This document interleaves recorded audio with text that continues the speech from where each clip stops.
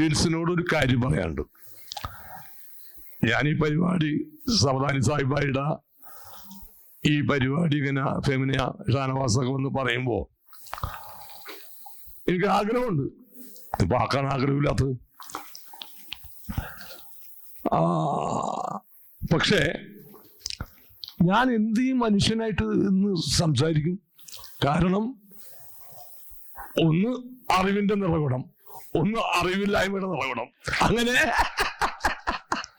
രണ്ടും നിറകുടങ്ങൾ വെച്ചിട്ട് ആണ് ഈ പരിപാടി മുന്നോട്ട് പോകുന്നത്. അപ്പൊ ഞാൻ സവദാൻ സാറും കൂടി ഹോട്ടലിൽ നിന്ന് ഇറങ്ങുന്നതിന് മുമ്പ് ഞാൻ പറഞ്ഞ് ഒരു എഗ്രിമെന്റ് വെക്കണം. അവൻ്റെ എഗ്രിമെന്റാ? അതെ, ഒരു എഗ്രിമെന്റ് വെച്ചാലേ ഞാൻ അങ്ങോട്ടേക്ക് വരുള്ളൂ. ഞാൻ ഇതിന് പ്രിപ്പയർഡ് അല്ല.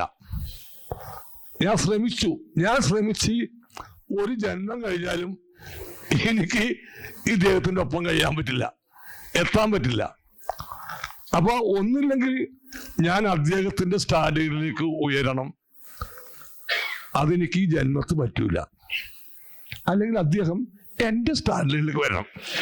അതാവുമ്പോ എളുപ്പമാണ്. അപ്പൊ പറഞ്ഞ അതൊക്കെ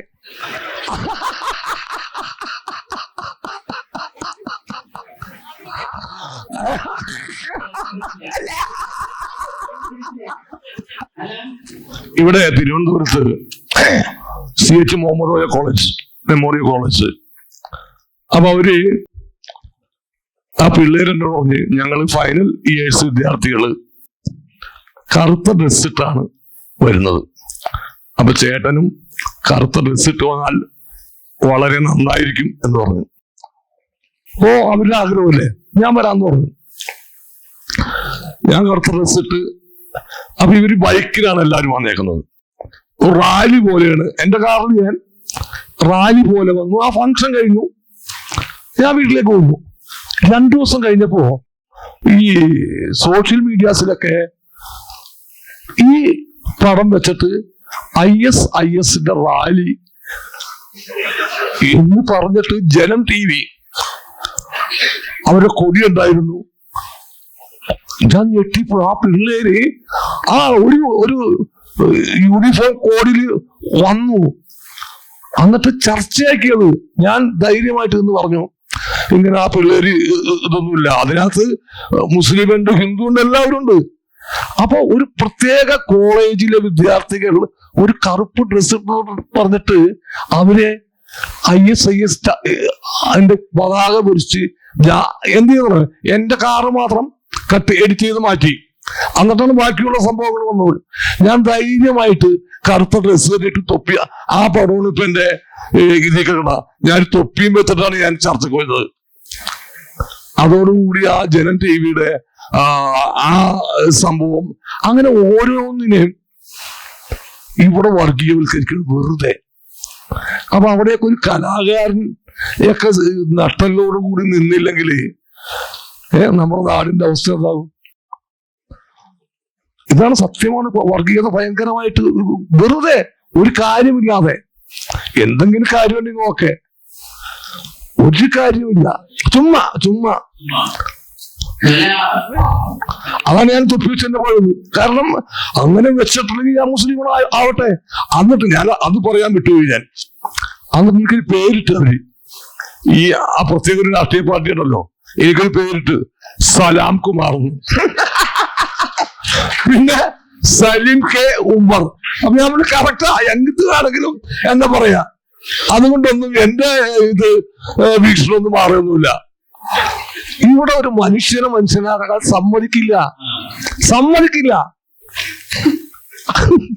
അപ്പൊ ഞാൻ അത് പറയാൻ കണ്ടിന്യൂഷൻ ഞാൻ വിട്ടുപോയത്. അപ്പൊ അതാണ് ഈ പ്രത്യേക രൂപങ്ങൾ, ഇതൊക്കെ തീരാൻ കൊടുത്തേക്കാ.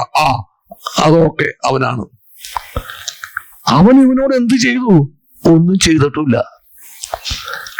അവൻ ഇവനോട് എന്തെങ്കിലും ചെയ്യണ്ടേ? ഒരു കല്ലെങ്കിലും മത്സരണ്ടേ? ഒന്നും ചെയ്തിട്ടില്ല. അതിനോ ഒരാള്, നമ്മുടെയൊക്കെ നാട്ടിൽ വലിയ വർക്ക് ചെയ്ത കേട്ടോ, ഒരാള് വന്ന് പറഞ്ഞു, എന്റെ ബന്ധുവാണ്. അപ്പൊ ഞങ്ങളവിടെ തീരുമാനം എടുത്തു അരിക്കച്ചോടം. അപ്പൊ ഞാൻ ഒരു മുസ്ലിമിന്റെ കടയിൽ നിന്ന് അരി വാങ്ങിക്കണം, അവിടെ നിന്ന് വാങ്ങിക്കണ്ടെന്ന്. അവിടുന്ന് അരിയുടെ പലചരക്കൊന്നും വാങ്ങിക്കേണ്ട, നമ്മുടെ ആളിപ്പോ തുടങ്ങിയിട്ടുണ്ട്, അവിടെ അന്ന് വാങ്ങിക്കാൻ ഞങ്ങൾ തീരുമാനം എടുത്തേക്കണം. ഞാൻ പറഞ്ഞു നല്ല കാര്യമാണ്. അവിടെ ദുബായ്, അങ്ങനെ ദോഹ, മസ്കറ്റ്, ഖത്തർ എന്നുള്ള സ്ഥലമുണ്ട്. അവിടെ കുറെ അറബികളൊക്കെ ഉണ്ട്. അവര് അങ്ങനെ വിചാരിച്ചിട്ടുണ്ടെങ്കിൽ മക്കളൊക്കെ വീട്ടിലിരിക്കേണ്ടി വരും. അങ്ങനെ ഒരു വിവരമില്ലാത്തവര് ഇങ്ങനെ പറഞ്ഞു കിടക്കുക. ഈ വർഗീകരണം ആർക്കെന്ത് ലാഭമെന്നേ? കുറച്ചു പേർക്ക് അതായിട്ട് നടക്കാം.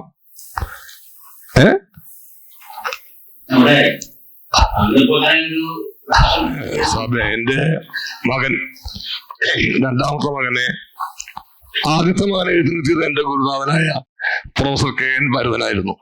അദ്ദേഹത്തിന് 4 MA ഒരു LLB ഉള്ള മനുഷ്യനാണ്. മഹാരാജ് കോളേജിലെ പ്രിൻസിപ്പളായിരുന്നു. എന്റെ ഒരു കാലപ്പെട്ട ദൈവമാണ്.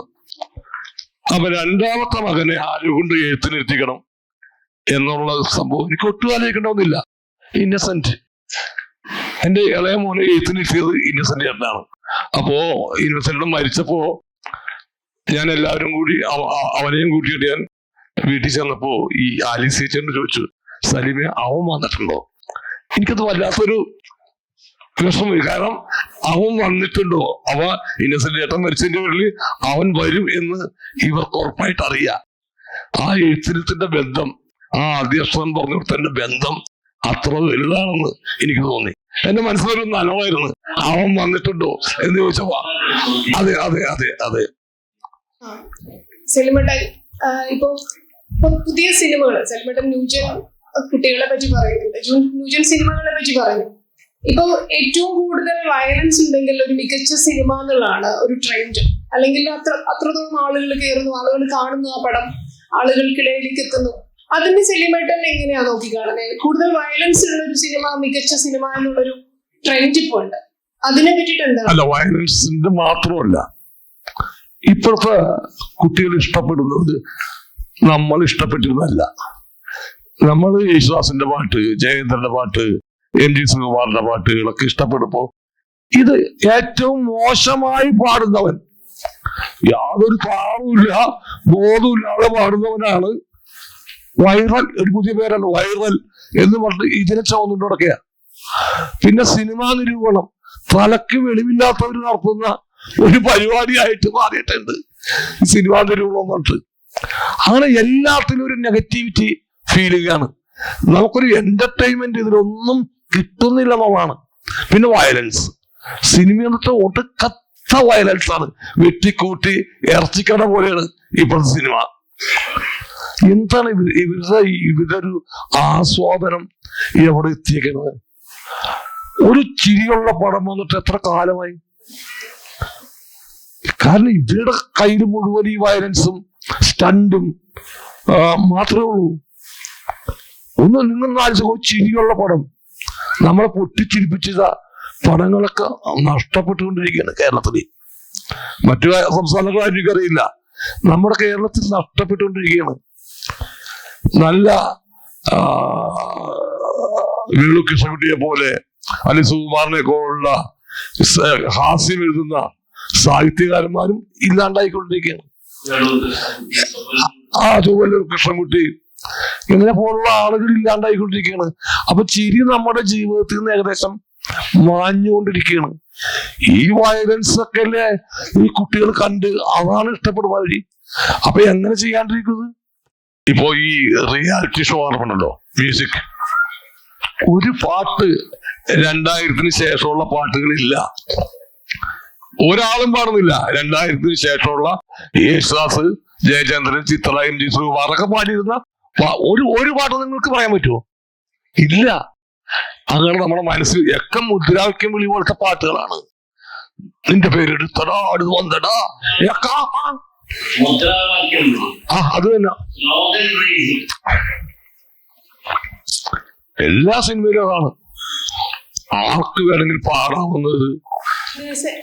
ദിനേശ് വീഡിയോ ആയിരിക്കും, അത് മാത്രം അത് ഉപേക്ഷിക്കാൻ പറഞ്ഞ ചേച്ചി ഉപേക്ഷിക്കും, ദിനേശ് വീഡിയോ ഉപേക്ഷിക്കില്ല. അപ്പോ ചേച്ചിയുടെ സമാധാനത്തിന് ചേച്ചി എന്നെ ഇടയ്ക്ക് വിളിക്കും, വന്ന് 2 വഴക്ക് പറയണം. അപ്പൊ സെലിമേട്ടൻ എന്നെ ഇങ്ങനെ സൂചിപ്പിക്കാൻ, സെലിമേട്ടന് ഞാൻ ചന്തുവിനെ പോലെയാണെന്നൊക്കെ പറയും. ചന്തു മോനാണല്ലോ. അപ്പൊ എനിക്ക് ചെന്ന് വഴക്ക് പറയാനുള്ള അവകാശവും അധികാരവും ഒക്കെ ഉണ്ടല്ലോ. അപ്പൊ ചേച്ചി എന്നെ വിളിച്ചു, സന്ധിക്കാൻ വിളിച്ചു. അപ്പൊ പിറ്റേന്ന് എറണാകുളത്ത് ഞാൻ ചെല്ലണം. അപ്പൊ എൻ്റെ ഒരു കസിൻ ബ്രദർ ഉണ്ട്, പോലീസിലൊരു ഉന്നത ഉദ്യോഗസ്ഥനാണ്, ഞാൻ ആളുടെ പേരൊന്നും പറയാനില്ല. അപ്പൊ ഞാൻ ഇക്കാരുടെ അടുത്ത് പറഞ്ഞു, നാളെ ആള് എറണാകുളത്ത് പോകുന്നുണ്ടെന്ന് അറിഞ്ഞപ്പോ നമുക്ക് ഒരുമിച്ച് പോവാം, എന്നെ സെലിമേട്ടന്റെ വീട്ടിൽ വിടണം. അപ്പൊ ഈ ആലപ്പുഴയിൽ നിന്ന് സെലിമേട്ടന്റെ വീട്ടിൽ വരെ പോകുമ്പോ എന്റെ തലയിലുള്ളൊരു സംഗതി, ഞാൻ സെലിം കുമാറിനെ വഴക്ക് പറയാൻ ഒരു ഉന്നത പോലീസ് ഉദ്യോഗസ്ഥനെ കൊണ്ട് പോവാണ് ഇങ്ങനെ വീഡിയോ എടുക്കുന്നത്. അതോടുകൂടി സെലിമേട്ടൻ വീഡിയോയിൽ നിർത്തും, ഞാൻ ചേച്ചിയുടെ ഭയങ്കര പെറ്റാവും എന്നൊക്കെയാണ് എന്റെ തലയിൽ ഞാനിങ്ങനെ വിഷ്വലൈസ് ചെയ്തുകൊണ്ട് പോവാണ്. അപ്പൊ ചെന്നപ്പോ പൂമുഖത്ത് സാർ ഇരിപ്പുണ്ട്. ചെന്നപ്പോ ഞാൻ വലിയ മൈൻഡൊന്നും കൊടുത്തില്ല, ഞാൻ വഴക്ക് പറയാൻ വന്നതാണല്ലോ. ഞാനകത്ത് കയറി ഒരു 10 മിനിറ്റ് കഴിഞ്ഞ് ഇറങ്ങി വന്നപ്പോ ഈ വന്ന ആളും ഇല്ല, നിന്ന ആളും ഇല്ല പുറത്ത്. ഒരു ഹാഫ് ആൻ അവർ കഴിഞ്ഞിട്ടാണ് ഇവർ തിരിച്ചു വന്നത്. സെലീനേട്ടൻ ഇക്കാക്കാനെ കൊണ്ട് ദിനേശ് ബീഡി വാങ്ങിപ്പിച്ചു. അത് 2 കെട്ട്.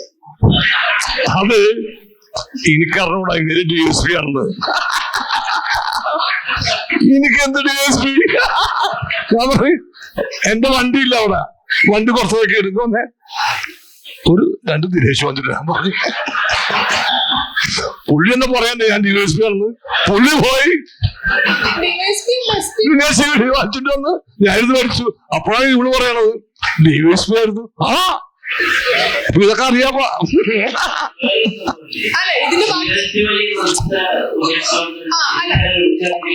അല്ല ഇതിന്റെ ബാക്കി കൂടെ ഉണ്ട്.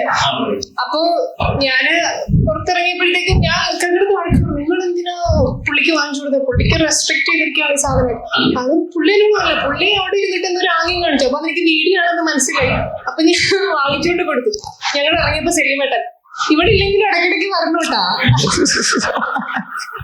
ഞാൻ അമൃത ഹോസ്പിറ്റലിൽ എന്നെ അഡ്മിറ്റ് ചെയ്തൊക്കെയാണ്. അപ്പൊ ഡിസ്ചാർജ് ചെയ്ത് പോകുന്ന ഡോക്ടർ പറഞ്ഞ് ഒന്ന് കൗൺസിലർ വരും.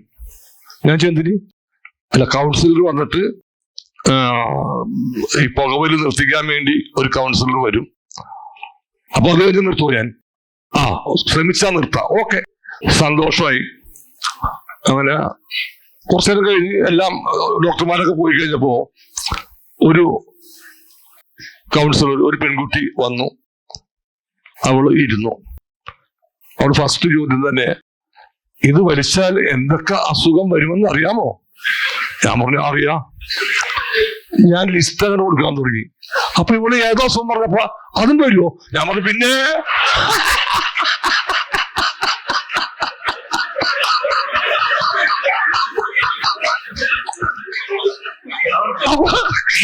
അവർക്കത് പുതിയ അറിവായിരുന്നു. ഈ അസുഖം വരുമെന്നുള്ളത് പുതിയ അറിവായിരുന്നു. എന്നെ 1 മണിക്കൂറോളം എന്നെ കീഴ്പ്പെടുത്താൻ പറ്റിയില്ല. ഞാൻ അവനോട് പറഞ്ഞു, നീ പരാജയപ്പെട്ടു, തോറ്റുപോയി. എന്തുകൊണ്ടാണോ? ഒരു സ്ഥലത്ത് പോലും എന്നെ കീഴ്പ്പെടുത്താൻ നിനക്ക് സാധിച്ചില്ല. അതാണ്, നീ ഒന്നും കൂടി ഇത് ചെയ്യണം. അങ്ങനെ അവിടെ പോയി കഴിഞ്ഞപ്പോ ബില്ല് വന്നപ്പോ ചോദിച്ചു, വൈഫിനോട് ചോദിച്ചു, എടി ആ കൗൺസിലിന്റെ പൈസ ഉണ്ടാന്ന് നോക്കിയേ. ഞാൻ അങ്ങനെയാണ് അറിവ് പറഞ്ഞു കൊടുത്തത്. അതൊക്കെ കറക്റ്റായിട്ട് പ്രിന്റ് ചെയ്തിട്ടുണ്ടായിരുന്നു. പുകവലിനെ കുറിച്ച് ഒരുപാട് കോമഡീസ് ഉണ്ട്. നടക്കട്ടെ, തമാശക്ക് പറഞ്ഞോളൂ. ഞാൻ പ്രോത്സാഹിപ്പിക്കും, വലിക്കല്ലേ മക്കളെ.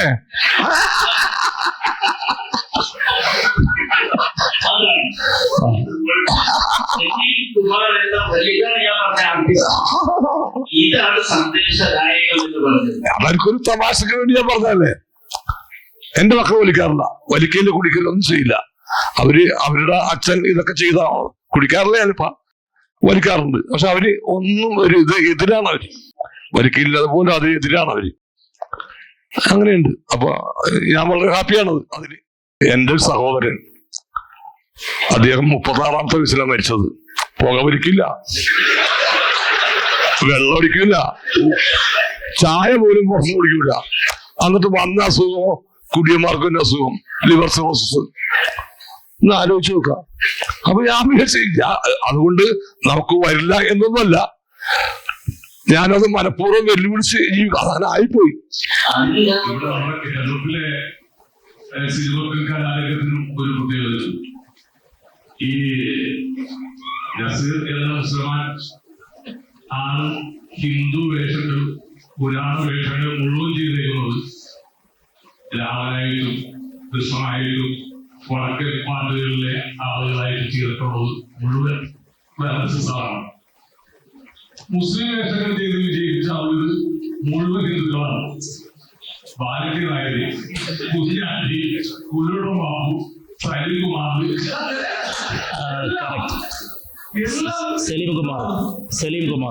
സലീംകുമാർ വിജയൻ മുസ്ലിം വേഷം ഏറ്റവും നന്നായിട്ട് പുള്ളിയാണ്. അങ്ങനെ നമ്മുടെ കലയിൽ തന്നെ ഉണ്ടത് ഒരു സൗഹാർദ്ദം. കൊട്ടാരക്കര കുഞ്ഞാലി മരക്കാര് എല്ലാം നോക്കിയൊന്നും അതിലേക്കുള്ളൂ. മുസ്ലിംസ് മമ്മൂട്ടി ഇപ്പോഴൊക്കെ നടക്കുന്നുണ്ട്. പറയുന്നത് ഹിന്ദുക്കൾക്ക് പോകുന്ന പ്രശ്നമുണ്ടാകും, മുസ്ലിങ്ങൾക്ക് പോകുന്ന പ്രശ്നങ്ങളുണ്ടാകും. പഴയ മനുഷ്യരെ നല്ല മനുഷ്യർ തന്നെയാണ്. നമ്മുടെ കല സമ്മിശ്രമാണ്, സമ്മിശ്ര സംസ്കാരത്തിന്റെ പ്രതിഫലനമാണ്. എന്റെ ഒരു കൂട്ടുകാരന്റെ മകൻ ദുബായിലാണ്. അപ്പൊ ഇവൻ പറഞ്ഞു പയ്യനാണ്. അപ്പൊ എന്നോട് എന്തും സംസാരിക്കും. മലയാളത്തിൽ പിടിയൊന്നുമില്ല, അത് മലയാളത്തിൽ പിടിയൊന്നുമില്ല, മംഗ്ലീഷാണ്. എന്ത് വേണം ചോദിച്ചോ അർത്ഥം. അപ്പൊ ഞാൻ അവരോട് ചോദിച്ചു, പാല് ആ പാലിന്റെ മിൽക്ക് നമ്മൾ കുടിക്കുന്ന മിൽക്ക് അതൊന്ന് സൂപ്പർ മാർക്കറ്റിൽ തോന്നും. അപ്പൊ ഈ പൈസ സൂപ്പർ മാർക്കറ്റിൽ പൈസ വേണമല്ലോ, ആളുകൾ കിട്ടും, ATM കിട്ടും. ഇവിടെ അപ്പോഴേ കണ്ടിട്ടുള്ളൂ. പൈസ ആവശ്യവും അച്ഛനും ATM തട്ടി പൈസ എടുക്കുന്നു. പാല് വാങ്ങിക്കാൻ പോകുമ്പോ പാല് സൂപ്പർ മാർക്കറ്റിൽ പോയി പാല് വാങ്ങിക്കുന്നു. ആ ഒരു പശുവൊന്നും തന്നെ സ്ഥാപനമാണെന്നോ ഇത് അച്ഛൻ കഷ്ടപ്പെട്ട് പൈസ ഒന്നും അറിയില്ല. അതേ രീതിയിൽ നമ്മുടെ പിള്ളേരെ കൊണ്ടുവരുന്നത്. പണ്ടത്തെ അച്ഛനും അമ്മമാരൊക്കെ ഒരു ചൊല്ലുണ്ട്, ഒരു പാവനം മറിച്ചിടാനായാൽ അത് ചെയ്യണം മക്കൾ. ഇന്ന് നമ്മുടെ മക്കളെ ഭയങ്കര എന്താ പറയാ സുഖരോഗികളായിട്ട് നമ്മളെല്ലാവരും പുറത്തെടുക്കും.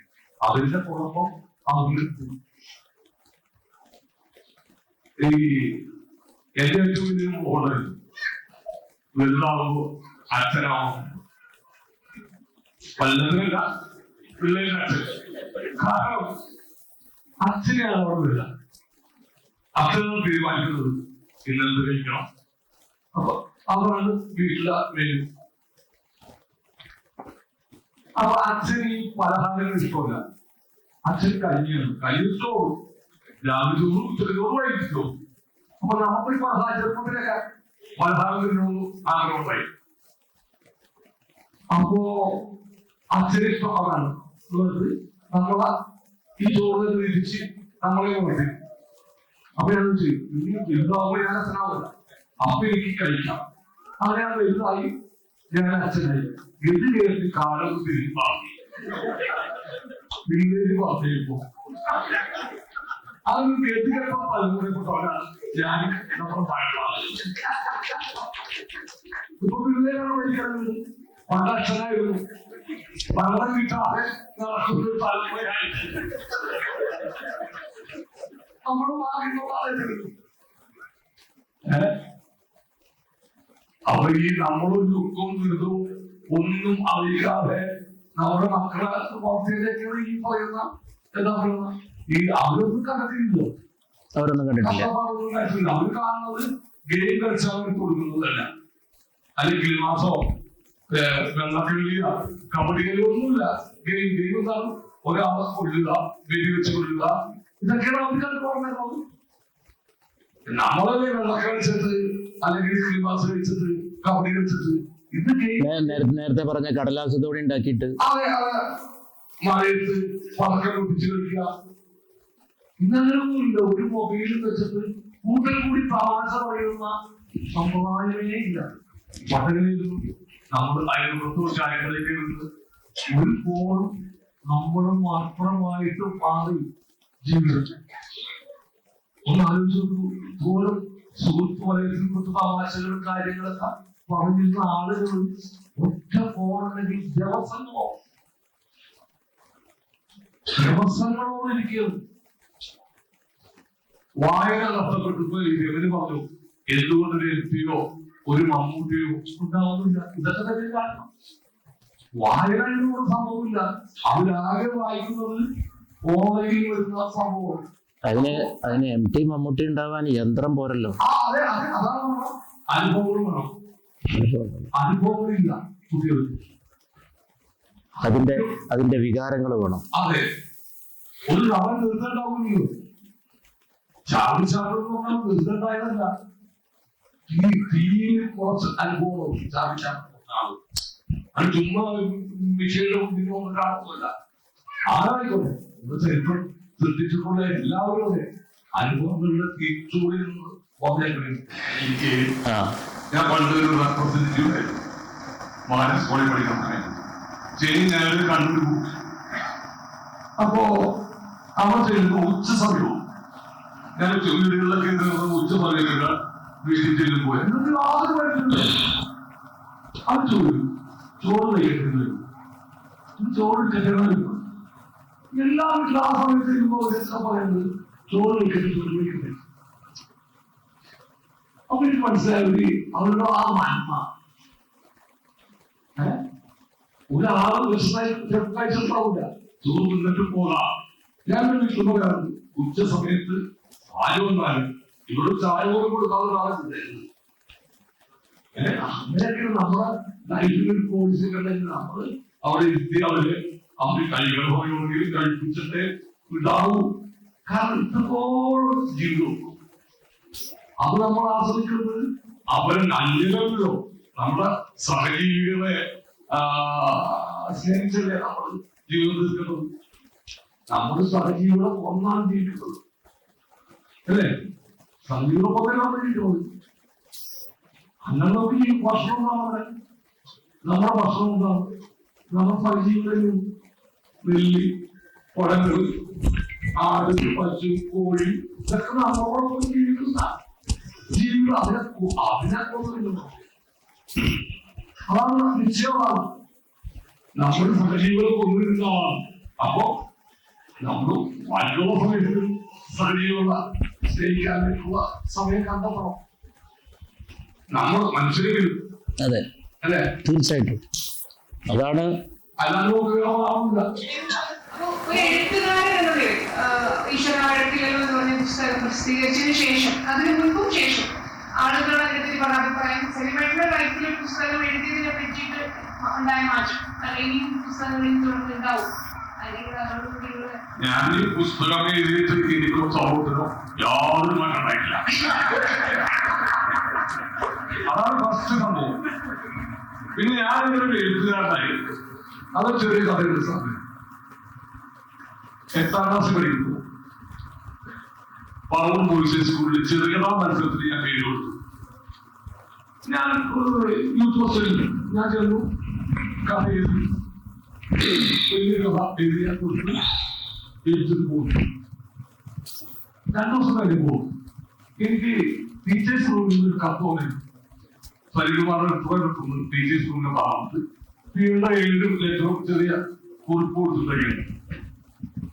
അങ്ങനെ ഞാൻ എന്നെ ടീച്ചേഴ്സ് റൂമിൽ വിളിച്ചത് കാര്യമില്ല.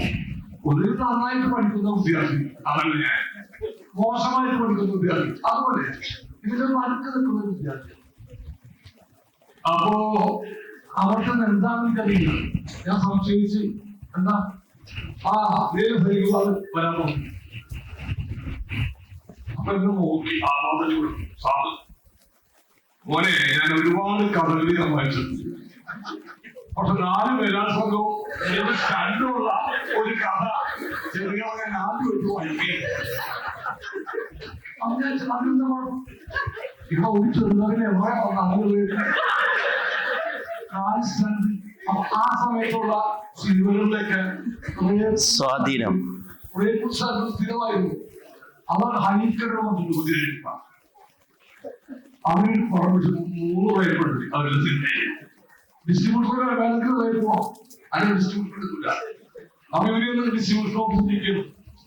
അപ്പൊ എഫ്ഐആറുണ്ട്. അപ്പൊ 3 പേപ്പർ, അയ്യോ 5 പേപ്പർ കിട്ടുന്നില്ല.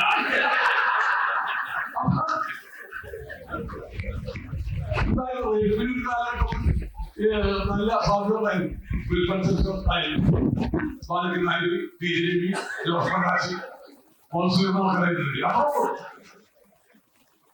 അങ്ങനെ സാമൂഹ്യ സിനിമ കണ്ടല്ല പറയുന്നത്. ഇല്ല, ഇത് നീ പുസ്തകങ്ങൾ വായിക്കണം. എന്ത് വായിക്കുന്നത്? നീ ലൈബ്രറിയിൽ പുസ്തകം എടുക്കും. അങ്ങനെ ലൈബ്രറി ചെന്ന് പുസ്തകം നോക്കി കുഞ്ഞി പുസ്തകം മഞ്ഞായാലും ആരാണെന്നോ എല്ലാവർക്കും കഴിയില്ല. ഏറ്റവും കുഞ്ഞു പുസ്തകം കിട്ടി ഞാനെടുത്തു. വീട്ടിൽ കൊണ്ടുപോയി പിറ്റേ ദിവസം തന്നെ അന്ന് രാത്രി ഞാൻ എഴുതിയാൻ. അപ്പൊ ഇതിനോട് കവിത വരുന്നുണ്ടാവും. അപ്പൊ ഞാൻ വായിച്ചത് കവിതയായിരുന്നു. ആ കവിത ഇപ്പോഴും ഞാൻ ഓർക്കുന്നുണ്ട്. ചെവിയുടെ പരിശബ്ദം മുഖരിത മാറുന്നു, കുമ്മയോട് കുഞ്ഞില്ല മുകളിൽ. ഇതൊക്കെ മഞ്ഞിനോട് ഏതാ അത് കുട്ടിയെ ഒരു കവിതയായി പിറ്റേ ദിവസം തന്നെ ഞാൻ സാധാരണയിൽ കൊണ്ടുപോയി. അതൊക്കെ എന്താണ് ഇന്നലെ വായിച്ച് കവിത എഴുതുന്നു. അപ്പൊ സാറ് വായിച്ചു പോയി. ഈ ഒരു ദിവസം കൊണ്ട് തന്നെ പുസ്തകം വായിച്ചിട്ട് കവിത എഴുതുന്നില്ലേ? ഒരുപാട് നാളെ എന്തായിരിക്കും അവസ്ഥ? നീ ഇപ്പോഴും വായന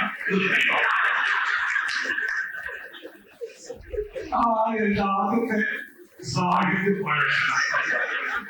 അപ്പൊ ഞാൻ ഇതില്ല. വീണ്ടും ഞാൻ വായിച്ചു. അങ്ങനെ എന്തെങ്കിലും പുസ്തകം എഴുതുന്ന ആളുകൾ വായിച്ചു. അത് ഞാൻ എഴുതി. അതിന്റെ ഔദ്യോഗിക മമ്മൂട്ടി എഴുതി തന്നു. നമുക്കോട് ഞാൻ പറഞ്ഞു, അദ്ദേഹം വായിച്ചു. അതിൽ ഇഷ്ടപ്പെട്ട് നമുക്ക് ഇത് ചെയ്യാം. അത് മനോരമ പത്രത്തിൽ പല വരിയിട്ട് വന്നു. പിന്നീട് പുസ്തകം അവരല്ല പുസ്തകം സമൂഹം ഇപ്പോഴും പഴയ പോലെ. ഷാനവാസും ഫെമിനിയും സെഡ് മീഡിയ അല്ലേ? സെഡ് മീഡിയയോട് പ്രത്യേക നന്ദി.